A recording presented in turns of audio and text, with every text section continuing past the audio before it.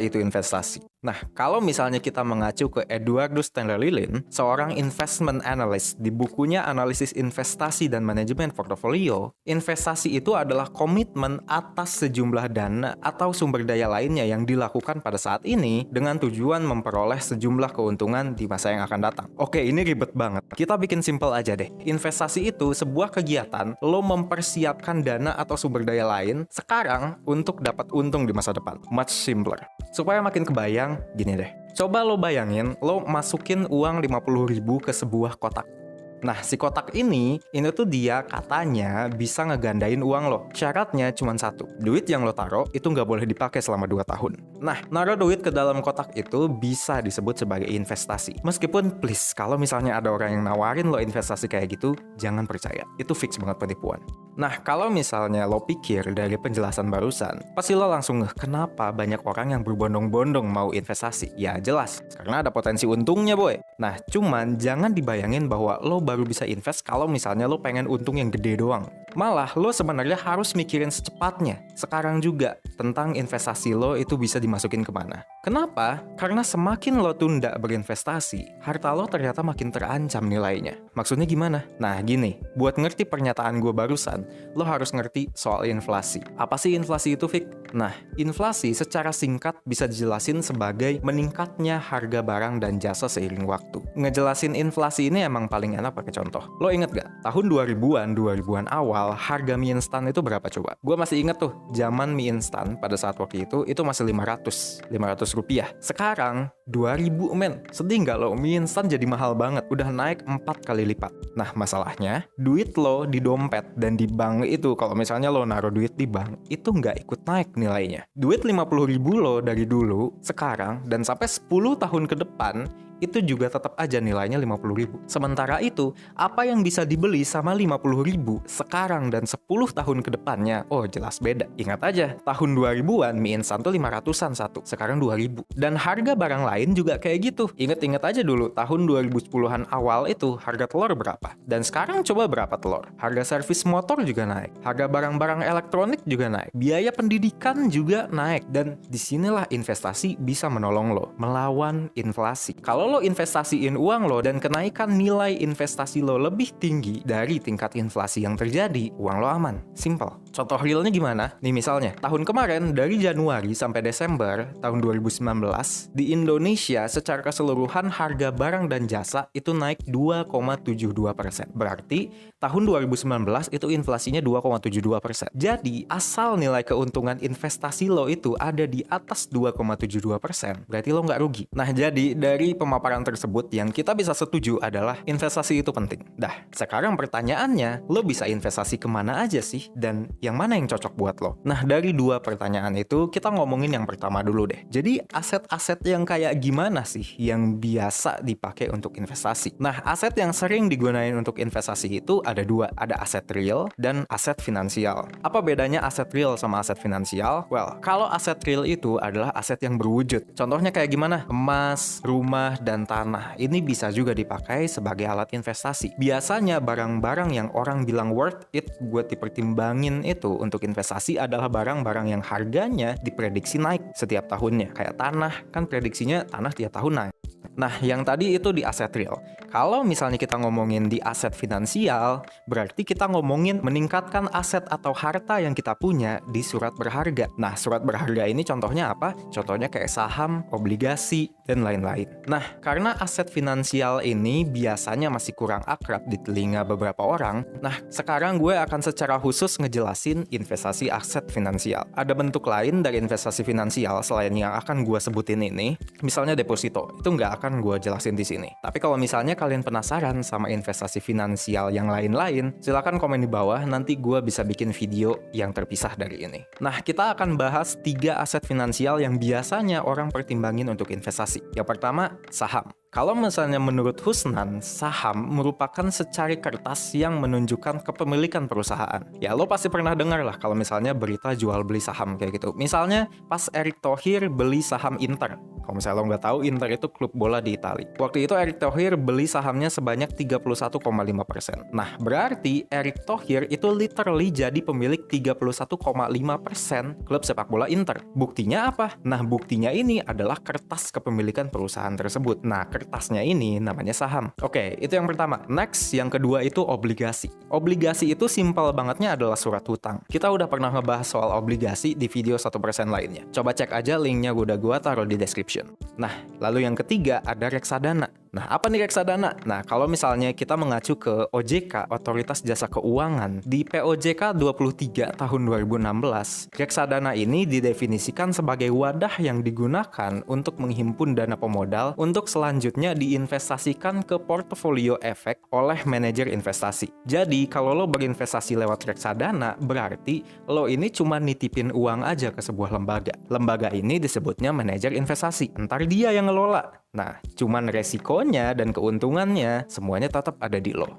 Nah, baru deh, dari seluruh hal yang tadi gue jelasin, yang paling cocok buat lo yang mana nih sebenarnya? Nah, kalau pendapat lo gimana? Yang mana yang paling cocok buat lo? Nih, kalau menurut gue, kalau lo sebelumnya belum pernah invest sama sekali, coba reksadana. Kenapa coba?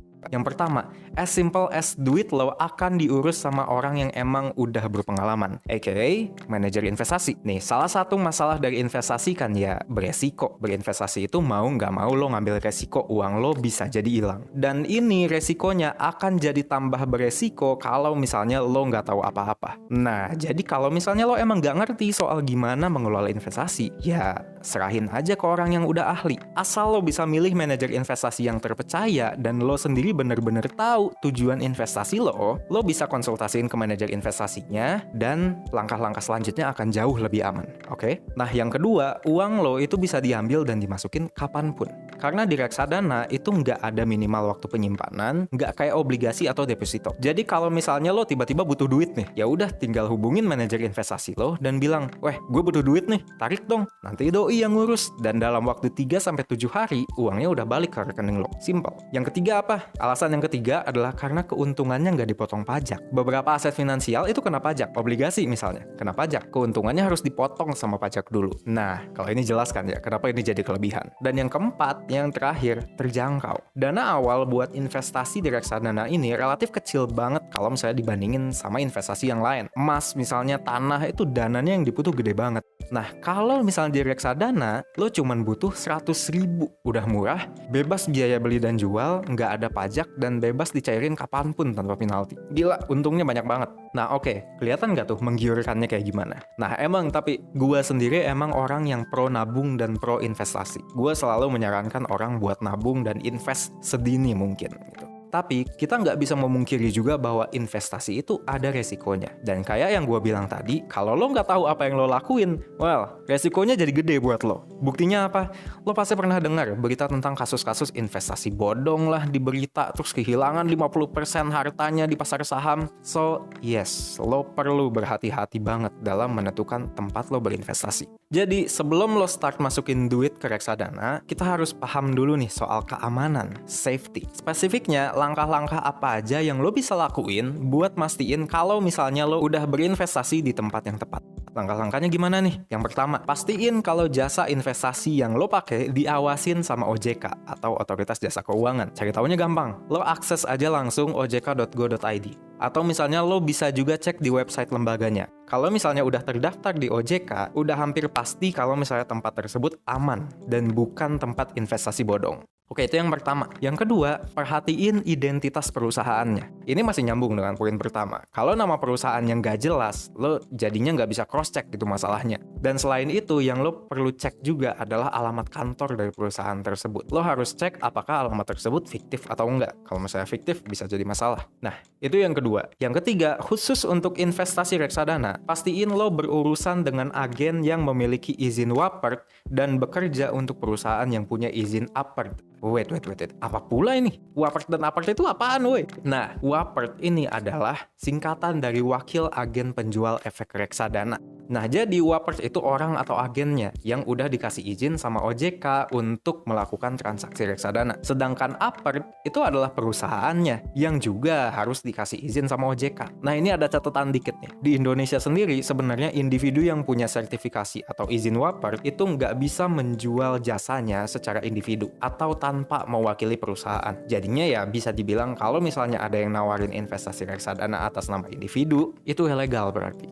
Nah, oke. Emang kalau misalnya bener-bener dijembrengin, kedengarannya ribet. Tapi setelah ngomongin 3 hal tersebut, gue jadi pengen ngerekomendasiin aplikasi nih buat lo ngelakuin investasi reksadana. Nah, aplikasi yang gue maksud adalah sponsor video hari ini, Bibit. Jadi, Bibit ini adalah aplikasi reksadana yang berbasis teknologi robo-advisor yang bikin kegiatan investasi lo ini jadi lebih cocok untuk keadaan lo. Nah, ini menarik nih, si robo-advisor ini menarik. Karena gini, reksadana itu sebenarnya juga bisa dibagi lagi berdasarkan resikonya. Ada resiko rendah, ada resiko sedang, dan ada resiko tinggi. Ada orang yang lebih cocok untuk berinvestasi di reksadana resiko rendah. Mungkin karena mungkin masih takut-takut, atau nabungnya pengen dalam jangka pendek aja. Nah, tapi ada juga orang yang cocoknya untuk resiko menengah misalnya. Nah, si robo-advisor ini bisa ngerekomendasiin lo jenis reksadana yang paling cocok buat lo.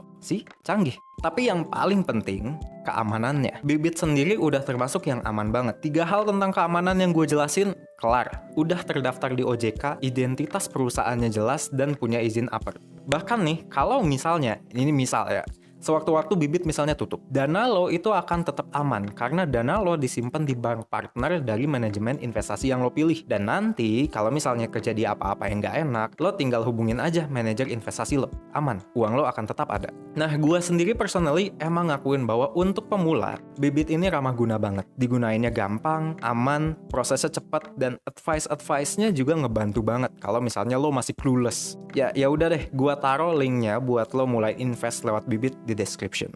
Oke, itu yang gue bisa bagi di video ini. Nih, yang paling terakhir banget yang bisa gue sampein soal investasi. Berapa nominal investasi lo itu belum penting untuk sekarang. Terutama kalau misalnya lo baru mulai. Yang penting, lo bangun dulu kebiasaannya supaya pas lo emang bener-bener butuh investasi, lo udah nggak kaget lagi. Dan udah terbiasa untuk menyisihkan uang lo. Kalau menurut lo sendiri gimana? Kapan sih menurut lo harus mulai investasi? Dan lo mau investasi di apa nih? Yuk discuss di komen kalau misalnya kayak gitu. Jangan lupa subscribe kalau misalnya lo penasaran sama konten finansial lainnya.